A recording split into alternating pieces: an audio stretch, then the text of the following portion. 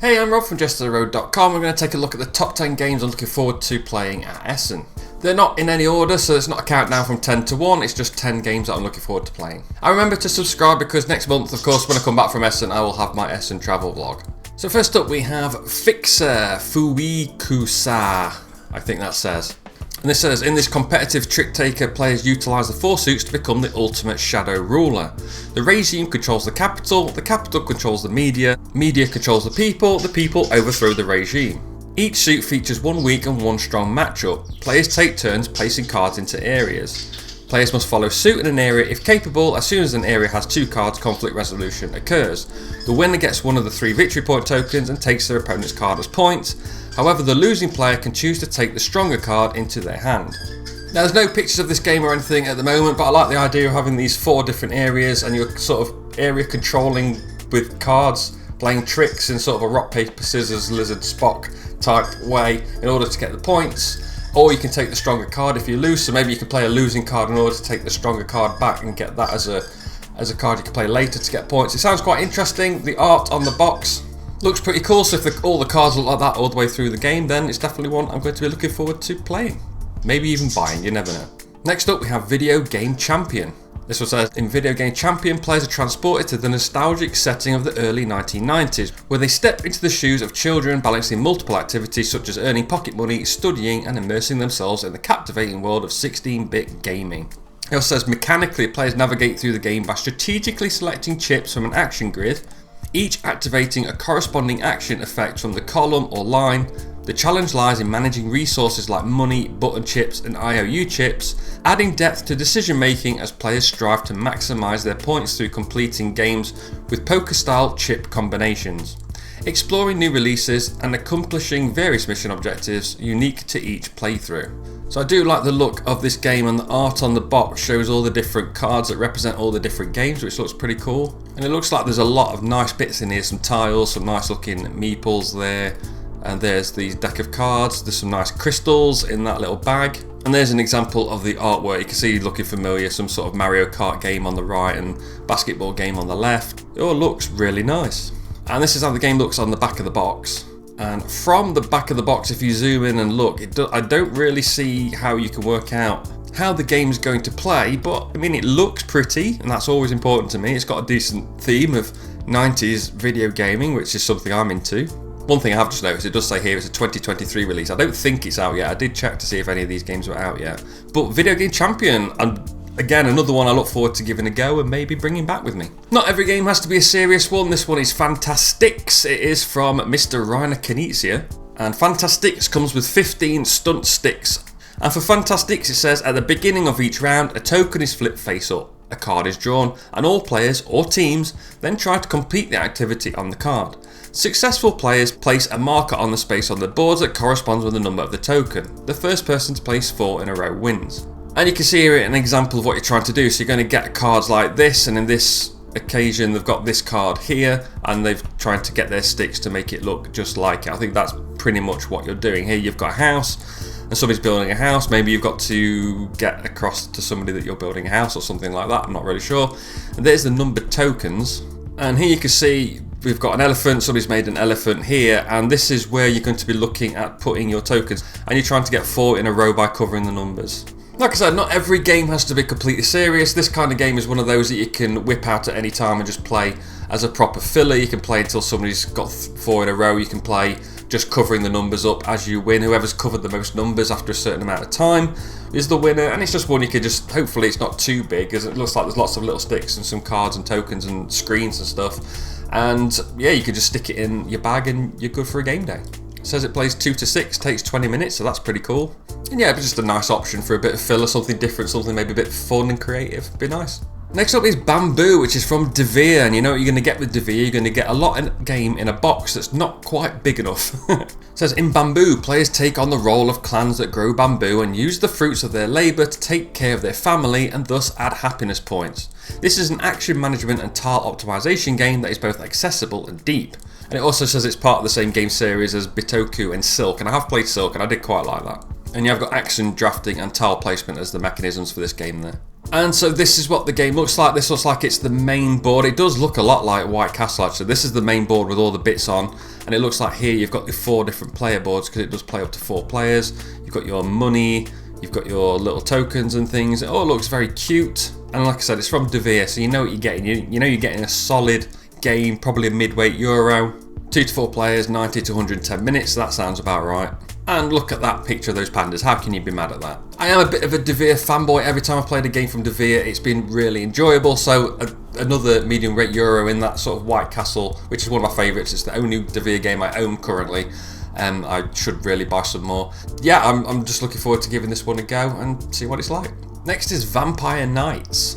It says Vampire Knights is a fast-playing, tense, dungeon-esque board game with a set collection touch that pits 2 to 4 brave players against a group of vampires hiding from daylight in a small rural village. This game combines exploration, hidden information and high interaction. Players need to secure precious treasure from the vampire hideout while rescuing villagers from the grasp of the night creatures. But beware, bites can weaken you and even turn you into a creature of the night yourself. Players explore a vampire-infested mansion represented by partly hidden tiles, advancing this 2 personal guards, brackets meeples, from room to room, uncovering the hidden content as they enter each room. And it's 2 to 4 players, 30 to 45 minutes, another nice light one. And this is the only picture I could find, the only decent picture I could find, so it looks like you've got all the different tiles there that are going to be flipped face down or face up as you go through them. And these probably the things that you're encountering on the way through, and maybe resources that you collect or something like that. I just think this looks quite cute. I don't have a decent vampire game. I do like vampire and vampire mythology. I just don't have a good vampire game. I know this isn't going to go deep into vampire mythology in any way, shape or form, but it does look cute and it's something I just want to play and see how good it is, which is what conventions are for. Next up is Neko Syndicate, one of 2 games on this list that has the Japanese for cat in the title. So the sushi production and distribution in the city of Minigata is controlled by several feline clans. Leading those clans is the Kumuchio, supreme leader of the syndicate, but he is now an old cat and soon have to decide who will succeed him.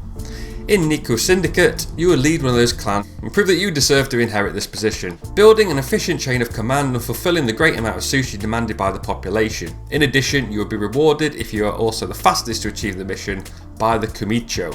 I'm not sure how you pronounce that. So this has got action points, pattern building and pick up and deliver. And this is the picture of sort of the play area. These are all the different sushi things. There's cubes on some of them, cubes at the bottom, there's cubes in this supply here. You've got your leader at the top who might have a unique ability here. I'm not sure what that is.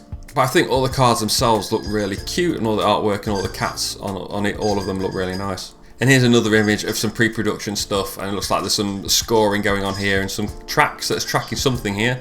But it all looks very cool. I do like cute light to medium Euro, so hopefully that's in that vein, and then again give this one a play at Essen hopefully and see if it's worth picking up. Next is it Altay? Dawn of Civilization? I'm not sure how you pronounce it. And it says Altay Dawn of Civilization is an original blend of deck building, civilization development and area expansion. They obviously haven't played Monumental. Players control one of 4 factions, each represented by a starting deck with unique cards, with a subtle difference in the number of basic cards. Each turn players use their cards to produce resources, build new settlements, expand the board, attack or defend against their enemies, and manipulate their decks or card hand. And I do like when you use deck building in a much larger game rather than just bashing out cards and being quite an average deck builder. When you've got that mechanism like they do in Monumental, where you're playing this whole big sort of 4x game with deck building, I always enjoy that. And here you have it for 2 to 4 players, 30 to 90 minutes. One of the designers is Paolo Mori as well, who's done Ethnarts, Libertalia, Blitzkrieg, some good games there. And here's what it looks like laid out. And you can see here you've got the different cards with different symbols on them. You've got the board, it's a very basic board. Looks quite small, but all the regions look very clear of all the different colours, and there's all these different wooden bits where players are, I guess. And there's a ton of other stuff around the table. It makes it look pretty cool. I'm not sure what's this end, some maybe point cards or something, or your civilization, the buildings that you're building. Yeah, they look like buildings you're building or things you're inventing for your civilization, so it looks quite nice. There's a close-up of the meeples that you can be putting on the board. They look pretty cool. Quite like this treehouse looking one. Although I will always play yellow given the choice, so I'll take the dome looking one. And then there's this image from a prototype at the UK Games Expo. We can see the flat cards at the top, but They've got rid of the wooden ones and they've got little plastic minis which look kind of cool. Those trees look nice and there's a nice little one there. So I don't know what you'd get with the retail version, but that looks cool. As I said, anytime I could take a deck building game and put it into a larger game, I'm always for that, except Dune Imperium. Next up is Doggerland, that I just want to play because of the name. It says, in Doggerland, you play a clan at around 15,000 BC. Your goal is to expand your clan in order to leave a trace of its existence for centuries to come. Players increase their population, make crafts, paint murals on caves, raise megaliths for the gods, and most of all, survive the rigours of the seasons. To do this, they explore the surrounding territory and adopt the resources at their disposal. The territory differs each game thanks to modular tiles. And then one thing I did read that was interesting, I'm just trying to find it now. Here we go. It was the very next paragraph, I should have just kept reading. Each round, players program their actions, then carry them out. These actions vary based on the available resources, abundance or scarcity around their villages, and also based on the actions of other players. As time passes, resources run out, and clans must migrate to find what they need for their development and survival. So it looks like you might program that you're going to go and pick some berries or whatever, and then maybe that patch of berries that you know exists has now run out because other players have picked it clean. So I haven't got a decent action programming game, so that would be cool. And it's also a worker placement, different worker types, which is always interesting. So here's what it looks like on the back of the box. You get quite a lot of contents, and it looks like there's a very much a square grid that you're going to start at the middle and build out from. And then it looks like you've got your own little board that you're building up your little clan on. And here's a zoom in of the real thing. So it looks like the tiles are actually quite detailed with different symbols on them. We've got some nice artwork on. This one's got what looks like a horse. And then you've got your big mammoth and whatever that is there. And it looks like there's people being sent out to fight it. There's some axes lying around and all sorts. And it looks quite nice on the table. Just wonder if the gameplay's like that. I said I don't have an action programming game. I also don't have like a Stone Age style game either, so it fits a lot of holes and it looks quite nice on the table. So again, hopefully give this a go, see what I think, maybe pick it up and bring it back with. I'm not going to bring too many games back. I'm going to bring 5 at most, promise. But this one might be one of them. And now this one was top of my games I was looking forward to in 2024. It looks like it's going to be either released at Essen or it's going to be ready. I know there's production copies out there and people have got them. But it's Civolution from Stefan Feld. And in this you are designing a civilization. You're in the Technical Academy of Creation and they're trying to pass your civilization design exam, which is a very unique theme. I quite like that. It says Civolution is a medium heavy to heavy Euro style game that utilises a dice selection mechanism to trigger actions on a tech tree like structure. As you figure out how to best use your dice to put your unique cards into play, tons of strategies to path to victory emerge. Though each time you play, you only explore a fraction of the possibilities of the game system and many cards provide. And so here it is on the table. And while I do like this central board, I do like that, and I can't see them at the moment. They've got these bits here. These are like little boat bits that you get out and they transport things around the water, I believe. I'm not sure. I'm not impressed by the size of this player board.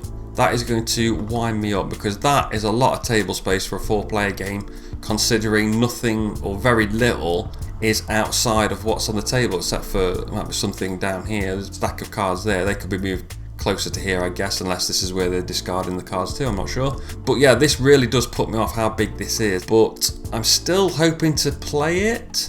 It's not an automatic buy and bring back without trying it game for me, but I mean, it's a Feld, so if you're a fan of Feld, I'm not a huge fan of Feld games, but I do enjoy the ones I play, so I think it's going to be okay. We'll see.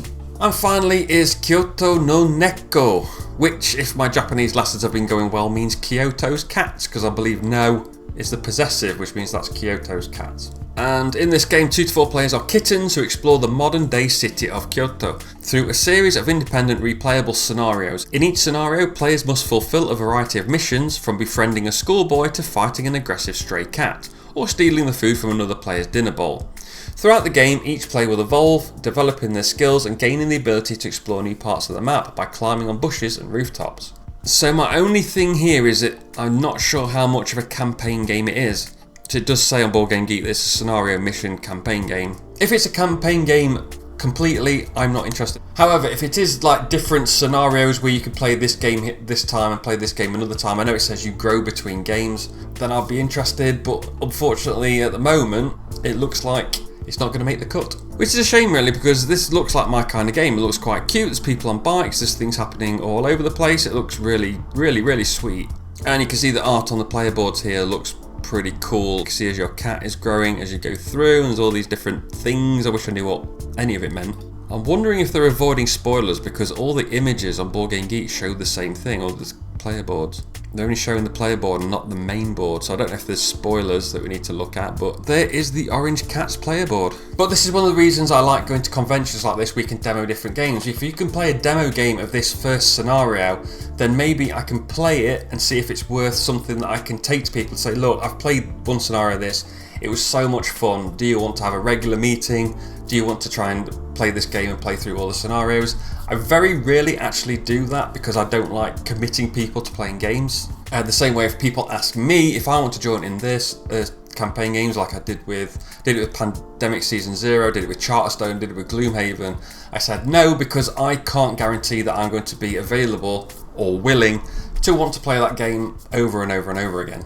But at a convention, you get to play that first scenario, you can see if it's a good fun game, and maybe it's something I could pick up, depending on the price obviously, and what other games are available, because there's always going to be hundreds of games we don't even think about that you'll see when you get there. Whether it's one that I want to pick up and buy and see if I can get it played. But that's my list. Those are the 10 games that I'm looking forward to playing at Essen. Comment below what you think of these games and what games you're looking at playing so they're cut on my radar ready for when I go. Remember to like, share and subscribe and all that good stuff. Subscribe especially because we've got that Essen vlog coming, which are usually good fun videos I like making. I love walking around my camera and chatting to myself, which is weird but fun. Anyway, thanks for watching. I'm Big Rob and I'll see you later.